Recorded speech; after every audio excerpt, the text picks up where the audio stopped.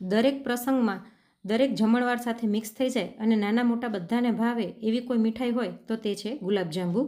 શું તમારા ગુલાબજાંબુ પણ ઉપરથી કડક થાય છે, સરખી ચાસણી નથી પીતા, અથવા તો અંદરથી ગોળી વળી જાય છે, અથવા તો ચાસણીમાં નાખ્યા પછી છૂટા પડી જાય છે?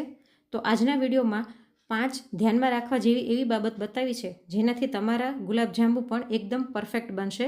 જો તમે પહેલી વખત બનાવતા હશો તો પણ આ 5 ટીપને ફોલો કરી તો તમારા જાંબુ એકદમ સરસ પરફેક્ટ બનશે.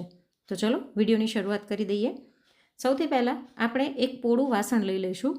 તેની અંદર આપણે માવાને ખમણી લઈશું. તો અહીં આશરે મેં 200 ગ્રામ જેટલો માવો લઈ લીધો છે. તમારી પાસે રેડીમેડ માવો ન હોય તો તમે 1 વાટકી દૂધમાં 2 વાટકી મિલ્ક પાવડર નાખી તેને પહેલાં બરાબર મિક્સ કરી નાખવાનું અને પછી તેને ગેસ ઉપર મૂકી અને માવા જેવું ટેક્સચર આવે ત્યાં સુધી એને ગરમ કરવાનું અને વચ્ચે 1 ચમચી ઘી નાખી દેવાનું. તો તમે 5 મિનિટની અંદર ઘરમાં સહેલી રીતે માવો બનાવી શકશો. તો અહીં મેં બધા જ માવાને ખમણી લીધું છે. હવે સૌથી પહેલી ટીપ એ છે કે માવાને આપણે 8થી 10 મિનિટ સુધી હાથેથી આવી રીતના મસળવાનો છે, કેમ કે આ માવો ફ્રીજમાં રાખેલો હતો. જો તાજો માવો લ્યો તો એના જેવું તો કંઈ જ નથી, પણ ફ્રીજમાં રાખેલો માવો હોય તો પણ આપણે એકદમ પરફેક્ટ જાંબુ બનાવી શકીશું. તો આવી રીતના થોડીક મહેનત પડશે પણ રિઝલ્ટ ખૂબ જ સરસ મળશે. તો લગભગ મેં 8થી 10 મિનિટ સુધી માવાને મસળી લીધો છે અને તમે જોઈ શકો છો કે માવાનો કલર પહેલાં કરતાં થોડોક લાઇટ થઈ ગયો છે અને સાથે જ કણી પણ નથી દેખાઈ રહી. હવે આની અંદર આપણે લગભગ 80 ગ્રામ જેટલું પનીર ખમણી લઈશું. મેં અત્યારે 100 ગ્રામ જેટલું પનીર લીધું છે, એમાંથી હું આટલો ટુકડો રહેવા દઉં છું, એટલે લગભગ 80 ગ્રામ જેટલું મેં પનીર આની અંદર નાખ્યું છે. હવે આને પણ આની સાથે બરાબર ચોળીને મિક્સ કરી લઈશું. પનીર અને માવો અલગ ન દેખાય એવી રીતના આપણે આને મસળવાનું છે. તો 2થી 3 મિનિટ મસળીશું એટલે એકદમ સરસ બધું મિક્સ થઈ જશે. તો જો આમાંથી પનીર અલગ નથી દેખાઈ રહ્યું. હવે આની અંદર આપણે 5 ચમચી જેટલો બેકિંગ પાવડર લેવાનો છે. બેકિંગ સોડા નથી લેવાનો, બેકિંગ પાવડર લઈશું, જેનાથી રિઝલ્ટ ખૂબ જ સરસ મળે છે. અને આની ઉપર 1 ચમચી જેટલું પાણી નાખી અને આને બરાબર મિક્સ કરી લઈશું. બરાબર મિક્સ કર્યા પછી હવે આની અંદર બાઇન્ડિંગ માટે આપણે લોટ નાખવાનો છે. તો અત્યારે હું મેંદાનો લોટ લઉં છું. તો બેકિંગ પાવડરને પણ બરાબર મિક્સ કર્યા પછી 2 મોટી ચમચી જેટલો આપણે મેંદાનો લોટ એડ કરી દઈશું અને આને પણ બરાબર મિક્સ કરી લઈશું. અને આની અંદર આપણે જરૂર મુજબ થોડું થોડું પાણી એડ કરતા જઈશું અને એકદમ લોટ જેવું ટેક્સચર આવે ત્યાં સુધી આપણે આને મસળી લઈશું. તો આવી રીતના બધી વસ્તુ એકદમ સરસ મસળીને લેવાથી જાંબુ સરસ સોફ્ટ બને છે. તો ફરીવાર મેં 1 ચમચી જેટલું પાણી લઈ લીધું છે. આવી રીતે 1 ચમચી પાણી નાખતું જવાનું અને આને મસળતા જવાનું, જેથી રિઝલ્ટ ખૂબ જ સરસ મળશે. તો ફરીવાર હું આની અંદર 2 ચમચી જેટલું પાણી એડ કરું છું. તો લગભગ 4 ચમચી પાણીથી આપણે આને મસળી અને લોટ જેવું ટેક્સચર આપી દઈશું. આની પહેલાં પણ મેં તમારી સાથે અનેક અલગ અલગ રીતે ગુલાબજાંબુની રેસીપી શેર કરેલી છે. ઇવન વધેલી રોટલીમાંથી પણ જાંબુ કેમ બનાવવા એ પણ મેં તમારી સાથે વિડીયો શેર કર્યો છે, જે બધાની લિંક હું તમને નીચે ડિસ્ક્રિપ્શન બોક્સમાં આપી દઈશ. તો અહીં 4 ચમચી પાણી નાખ્યા પછી આ એકદમ સરસ સોફ્ટ થઈ ગયો છે અને હવે આનું આપણે લોટ જેવું ટેક્સચર આવી ગયું છે. તો એકદમ આવી રીતના સરસ સોફ્ટ લોટ જેવું ટેક્સચર આવે ત્યાં સુધી આને મસળવાનું છે. હવે આને થોડીવાર ઢાંકીને સાઈડમાં રાખી દઈશું અને ત્યાં સુધી આપણે ચાસણી બનાવી લઈએ, જેના માટે એક કડાઈમાં 2 વાટકી ખાંડ અને 2 વાટકી પાણી લઈ લઈશું.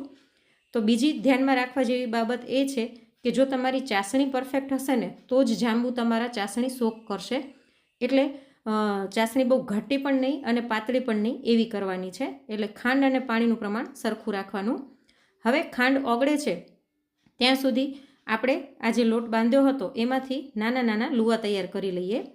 તમે ગોળ કે લંબગોળ તમારી ચોઈસ પ્રમાણે શેપ આપી શકો છો અને આપણે નાના નાના લુવા વાળીશું. જો એકદમ સરસ ગોળી વળી ગઈ છે, જરાય પણ આમાં ક્રેક નથી દેખાઈ રહી, ક્યાંય તિરાડ નથી દેખાઈ રહી. સાધારણ 2 હથેળીની વચ્ચે હળવા હાથે દબાવીને આપણે આવી રીતના ગોળ ગોળ વાળી લઈશું. અને બહુ મોટા જાંબુ નહીં બનાવીએ, કેમ કે ચાસણીમાં નાખ્યા પછી એકદમ સરસ ફૂલ છે, એટલે આપણે એકદમ નાના નાના બોલ્સ બનાવી લઈએ. તો આટલા માવાથી 30 જાંબુ બનીને તૈયાર થયા હતા આવડી સાઇઝના. હવે આપણે ખાંડ ચેક કરી લઈએ. જો આપણી ખાંડ સરસ ઓગળી ગઈ છે. હવે આપણે હાથેથી ચેક કરીશું. આપણે આમાં કોઈ જ તાર નથી લેવાનો. ખાલી ચીકાશ લાગવા લાગે એમ થાય કે હાથમાં ચીકણું લાગે છે એટલે આપણી ચાસણી તૈયાર છે. તો આમાં ચીકાશ આવી ગઈ છે. હવે આપણે ગેસની ફ્લેમ બંધ કરી દઈશું અને આની અંદર 5 ચમચી જેટલો એલચીનો પાવડર નાખી દઈએ. તમારી પાસે એલચીનો પાવડર હાજરમાં ન હોય તો તમે જ્યારે ખાંડ ઉકળવા મૂકી ત્યારે જ તેની અંદર 2 એલચી નાખી શકો છો. અને તમારી પાસે જો કેવડાનું એસન્સ હોય તો તે પણ એડ કરી શકો છો, પણ મારી પાસે અત્યારે નથી એટલે હું નથી એડ કરી રહી. તો હવે આપણે આને નીચે લઈ લઈએ એટલે ચાસણી એકદમ ઠંડી નહીં થઈ જાય, સાધારણ નવશેકી હોવી જોઈએ. અને હવે અહીં મેં તેલ ગરમ થવા રાખી દીધું છે. પહેલાં આપણે સેજ કણી નાખીને જોઈશું. તો જો તરત જ ઉપર આવી ગઈ છે તો ગેસની ફ્લેમ આપણે સ્લો કરી નાખીશું અને પહેલાં આપણે એક બોલ નાખીને જોઈશું.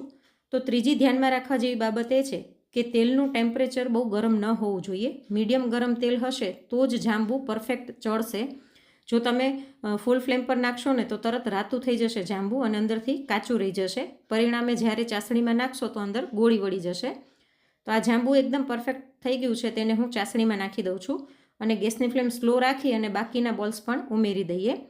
અને હવે ચોથી ધ્યાનમાં રાખવા જેવી બાબત એ છે કે જાંબુને ક્યારે પણ ડાયરેક્ટ ચમચો કે ચમચી કે ઝારો નહીં અડાડવાનો. હંમેશા કડાઈની અંદર આવી રીતના ચમચી કે ઝારાને ફેરવવાનું, જેનાથી જાંબુ આમ ગોળ ગોળ ફરતા જશે અને બધી બાજુથી એનો સરસ કલર આવશે અને ચડશે પણ બધી બાજુથી એકદમ વ્યવસ્થિત. અને એકદમ સ્લો ફ્લેમ પર જ આપણે આને ચડવા દેવાના છે, જરાય ઉતાવળ નથી કરવાની. તો એક બેચને ચડતા લગભગ 10 મિનિટ જેવો સમય લાગશે અને તમે જોઈ શકો છો કે જાંબુનો કલર એકદમ સરસ આવ્યો છે. તો આને આપણે કાઢી લઈએ અને ગરમ ગરમ જાંબુને તરત આપણે ચાસણીમાં એડ કરી દઈશું.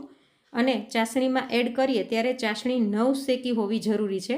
તો આ 5મી ટીપ છે કે નવશેકી ચાસણી હશે તો જ જાંબુ છે તે ચાસણીને સોક કરી શકશે. જો ઠંડી થઈ ગઈ હશે તો જાંબુ ચાસણી નહીં પી શકે, એટલે નવશેકી ચાસણી હોવી જરૂરી છે. તો આને આપણે ચાસણીમાં ડૂબાડી દઈએ અને આવી રીતના જ બાકીના જાંબુ પણ તૈયાર કરી લઈશું. અને બીજી એક ધ્યાનમાં રાખવા જેવી બાબત એ છે કે ચાસણીમાં જાંબુ નાખ્યા પછી ઓછામાં ઓછું એને 4 થી 5 કલાક માટે રહેવા દેવાનું, જેથી ચાસણી અંદર સુધી સોક થઈ જશે અને જાંબુમાં ચાસણી અંદર સુધી પણ રહેશે. એકદમ સરસ જ્યુસી આપણા જાંબુ તૈયાર થશે. તો આવી રીતના બાઉલમાં નાખીને હું આને રહેવા દઉં છું. તો 4 કલાક પછી તમે જોઈ શકો છો કે જાંબુની સાઇઝ ઓલમોસ્ટ ડબલ થઈ ગઈ છે આપણે જે બોલ્સ વાળ્યા હતા એના કરતાં. ઉપરથી થોડાક પિસ્તા નાખીને આપણે આને ગાર્નિશ કરી લઈએ. તો તમે પણ આ તહેવારોમાં એક વખત મારી રીતે આ માવાના જાંબુ જરૂરથી ટ્રાય કરજો. અંદરથી જરાય પણ ગોળી નહીં વળે, એકદમ સરસ સોફ્ટ અને જ્યુસી થશે અને ચાસણીમાં નાખ્યા પછી વિખેરાશે પણ નહીં. તો આ તહેવારોમાં તમે પણ મારી રીતે એક વખત આ માવાના ગુલાબજાંબુની રેસીપી જરૂરથી ટ્રાય કરજો. અને આજની આ રેસીપી તમને કેવી લાગી અને તમે કયા શહેરમાંથી મારા વિડીયો જોઈ રહ્યા છો તે મને કોમેન્ટ કરીને જરૂરથી જણાવજો. અને જો વિડીયો ગમ્યો હોય તો વિડીયોને એક લાઇક આપી તૃષાસ ટેસ્ટ ગુજરાતી ચેનલને સબસ્ક્રાઈબ જરૂરથી કરજો. જલ્દી જ મળીશું એક નવી રેસીપી સાથે. Thanks for watching.